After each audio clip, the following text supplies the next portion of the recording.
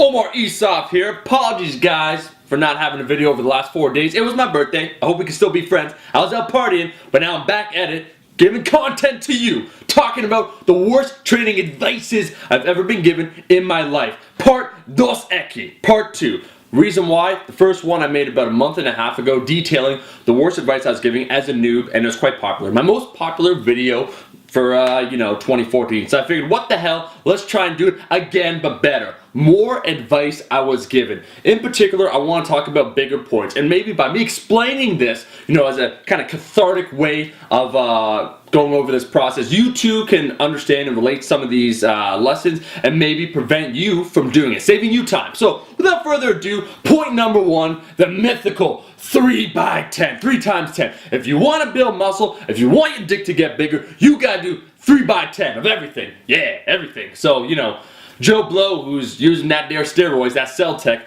tells you, it's like, yeah, you want to build muscle, yeah, you gotta bench press 3x10. I'm like, okay, cool, whatever, right? Squat, 3x, well, he's like, don't squat, but like 3x10. Bicep curls, 3, everything, 3x10. Now, here's the fundamental question. Where does this originate from? A lot of bro advice comes from actually good advice, and then it's whittled down into a weird soundbite where it loses the essence of what the point was originally. So here's what I mean. 3x10. By and large, for hypertrophy training, right, the recommended reps times set would be 24 to 32. That's a general guideline for an exercise. So I'll give you an example. The Bill Star 5x5, 25 reps. 3x10, 30 repetitions, 3 times 8, 24 repetitions. You see what I'm saying right now, where most of the repetitions or recommendations will fall somewhere around the 24 to 32 for hypertrophy training. That's where 3x10 comes from. But the problem, someone hears that, then it becomes dogma where everything's gotta be, you're gonna do 3x8? What am I, a fucking powerlifter right now, guys?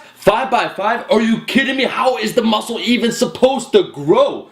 I was given the explanation that doing 3 times 10 will make me a lot stronger because doing more reps makes you stronger in the future to lift heavier. I don't know. It gets really confusing. So I was stuck on that paradigm myself because it's just passed down from one bro to another bro to another bro. And as you could probably tell today, there's still some of those YOLOs with that YOLO swag doing the buck 35 on the bench press, the 3 times 10. If you want to cause your body to change, you can't stay the exact same with your training variables. I'm not talking about muscle confusion. I'm talking about doing 3x10 every single week, every single programming cycle. You have to change it up and you have to program your training smartly. So 3x10 being the absolute must for everything was a bad recommendation for me. Point number 2, rest intervals. You must rest a specific amount of time, otherwise you're gonna lose all your gains. If you rest too long, fuck, it's gone. The gains are gone. They flew out the window. You might as well just a stay-at-home sucker. You're wasting your damn time.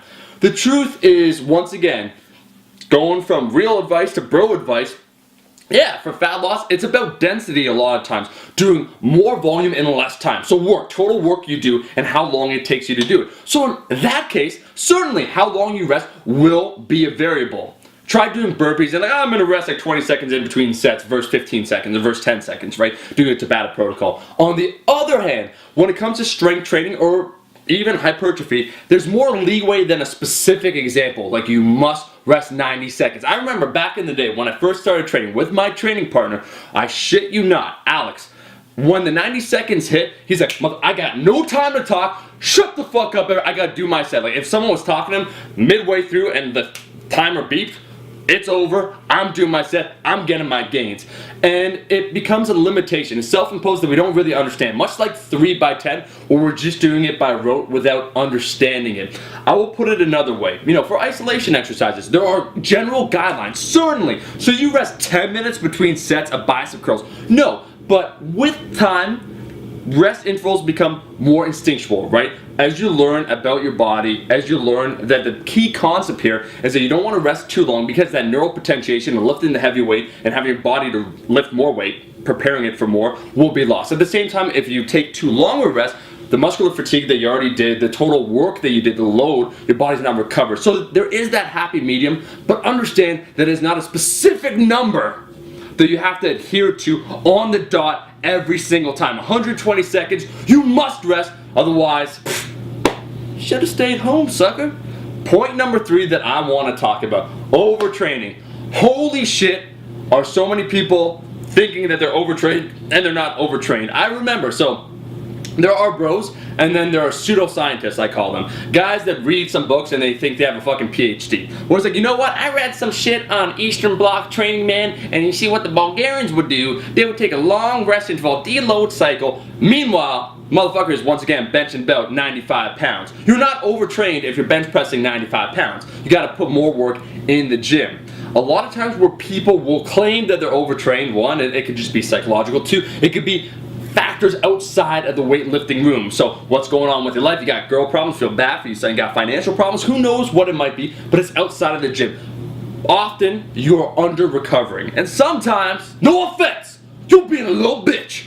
I know. I remember the first year, right, where that concept first started floating about, oh, we're training, can't, you know, one time a week, muscle confusion, what are you doing, right? Where it was a viable term that was being thrown out by people.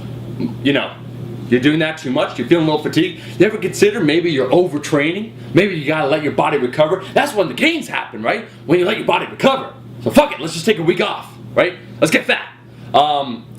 As a beginner, as I said before, you have a lot of potential.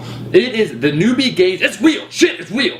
Where you can gain the fastest change in strength will occur when you first start lifting. The fastest amount of muscle growth that will occur is when you first start lifting. You should take advantage of that. You should be very focused. I don't believe that overtraining should enter your vocabulary until you're well into your training, and even then, there are rare instances. If anything, you're under recovered. So remember, at the end of the day, you gotta quit being a little bitch. Don't try to be a pseudoscientist, and don't try to be a bro scientist. Both of them don't work. Most of this advice comes from seemingly innocent, well-intended advices, right? 3x10. That's kind of good, right? Rest interval 90s. But you become too anal, and what ends up happening is you fuck yourself up, and you don't understand the fundamental points of just, you know, progressive overload and making progress, making that there gain. So this was the sequel, the second part, just sharing with you some of the fitness mistakes that I made, training mistakes, the advice I was given when I first started lifting. Because you gotta understand, guys, when I first started lifting, there wasn't really a YouTube community. There's, you know, T-Nation, maybe a little bodybuilding.com, but mainly